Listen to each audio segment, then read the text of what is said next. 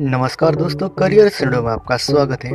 आज के इस वीडियो में बहुत ही महत्वपूर्ण टॉपिक के बारे में बात करने वाले हैं कि मैकेनिकल इंजीनियरिंग क्या है और मैकेनिकल इंजीनियरिंग कैसे बने। सारी जानकारी आज के इस वीडियो में मैं आपको दूंगा, तो कृपया इस वीडियो को अंत तक जरूर देखें। सबसे पहले मैकेनिकल इंजीनियरिंग क्या है।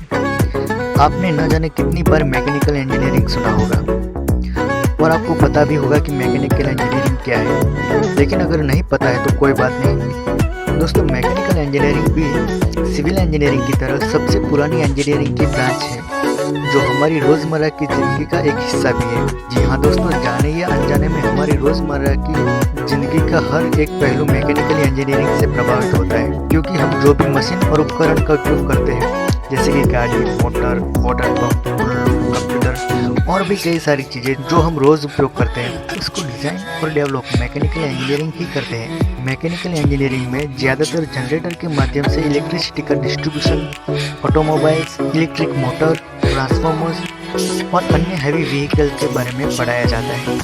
मैकेनिकल इंजीनियर कैसे बने। अगर आप मैकेनिकल इंजीनियर बनना चाहते हैं तो हमारे देश में कई कोर्सेज हैं जो करने के बाद आप मैकेनिकल इंजीनियर बन सकते हैं। तो आइए जानते हैं कौन कौन से कोर्स है और उसके लिए क्या क्या योग्यता चाहिए। सबसे पहला, डिप्लोमा इन मैकेनिकल इंजीनियरिंग। 10वीं कक्षा के बाद 3 साल का diploma in mechanical engineering course करके आप मैकेनिकल इंजीनियरिंग में अपना पहला कदम रख सकते हैं, जिसमें मैकेनिकल इंजीनियरिंग का बेसिक्स आपको पढ़ाया जाएगा। अगर diploma in mechanical engineering course के बारे में ज़्यादा जानकारी चाहिए तो ऊपर आई बटन पर क्लिक करके आप वो वीडियो देख सकते हैं।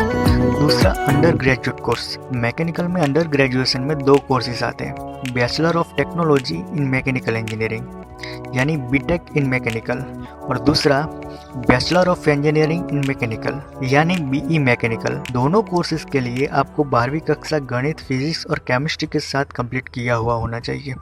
ये दोनों कोर्सेज 4 साल के होते हैं, लेकिन अगर आपने diploma in mechanical engineering course complete किया हुआ है तो आपको सीधा दूसरे साल में एडमिशन मिलेगा।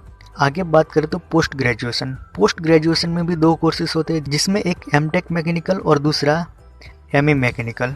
दोस्तों, दोनों कोर्स अंडर ग्रेजुएशन के बाद किए जाते हैं और दोनों कोर्स 2 साल के होते हैं। आगे डॉक्टरल कोर्स के बारे में बात करें, जिसको हम पीएचडी भी कहते हैं। दोस्तों, मैकेनिकल फील्ड में आगे पीएचडी करने के लिए आपको पोस्ट ग्रेजुएट होना जरूरी है और यह कोर्स 5 से 8 साल का होता है, जिसमें मैकेनिकल फील्ड के किसी एक विषय में आपको स्पेशलाइजेशन करना रहता है। तो दोस्तों, हमने बात की कि आप मैकेनिकल इंजीनियर कैसे बन सकते हैं और उसके लिए क्या क्या कोर्स आते हैं। अब बात करेंगे कि अगर आप मैकेनिकल इंजीनियरिंग में पढ़ाई करते हैं तो ऐसे कौन से विषय हैं जो आपको कंपलसरी पढ़ने ही पड़ेंगे। तो आइए देखते हैं कि मैकेनिकल इंजीनियरिंग के मुख्य विषय क्या क्या हैं, जिसमें computational fluid dynamics and heat transfer, computer aided design of thermal system, fundamentals of casting and solidification, industrial engineering and operation research, modelling of turbulent combustion, principle of vibration control, rail road vehicle dynamics, robot manipulators dynamics and control, transistor and turbulence और wave propagation in solids. तो दोस्तों, ये जो कुछ विषय थे जो आपको मैकेनिकल इंजीनियरिंग में पढ़ाए जाते हैं। अब बात करते हैं गवर्नमेंट और प्राइवेट सेक्टर में टॉप रिक्रूट्स। दोस्तों, मैकेनिकल इंजीनियरिंग के बाद जॉब के लिए बहुत ही बढ़िया स्कोप रहता है, जिसमें गवर्नमेंट और प्राइवेट दोनों सेक्टर में अच्छी जॉब मिल सकती है। दोस्तों, अभी आगे जो मैं कंपनीज का नाम बताऊंगा, वो सारी कंपनीज मैकेनिकल इंजीनियरिंग के लिए अच्छी खासी रिक्रूटमेंट निकालती है। सबसे पहले बात करते हैं गवर्नमेंट सेक्टर के लिए, जिसमें भारत हैवी इलेक्ट्रिकल लिमिटेड यानी BHEL, national thermal power corporation NTPC, Indian space research organisation ISRO, defence research and development organisation DRDO, coal India, electronics corporation of India ECIL, Hindustan aeronautics limited HAL और steel authority of India यानी SEL। ये जो सारी government companies है, हर साल काफ़ी सारी recruitments निकालती है। दोस्तों, अगर आगे प्राइवेट सेक्टर की बात करें तो प्राइवेट सेक्टर में Tata Motors, Bajaj auto, hero MotoCorp, Leyland Motors, Ford motor company, Honda motor company और भाभा एटॉमिक रिसर्च सेंटर जैसी कंपनीज मैकेनिकल इंजीनियर्स के लिए अच्छी खासी रिक्रूटमेंट्स निकालती है। तो दोस्तों, इस वीडियो में हमने बताया कि मैकेनिकल इंजीनियरिंग क्या है। उम्मीद करता हूँ कि आपको इस वीडियो से ज़रूरी जानकारी मिली हो।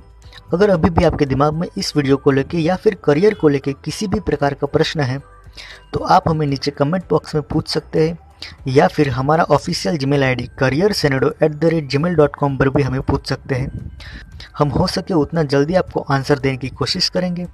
और हाँ दोस्तों, इसी प्रकार से करियर से रिलेटेड वीडियो चाहते हैं तो आप हमारे चैनल करियर सेनेरियो को सब्सक्राइब कीजिए और पास में दिए गए बेल आइकन को प्रेस कीजिए ताकि हमारा वीडियो सबसे पहले आप तक पहुँचे। धन्यवाद।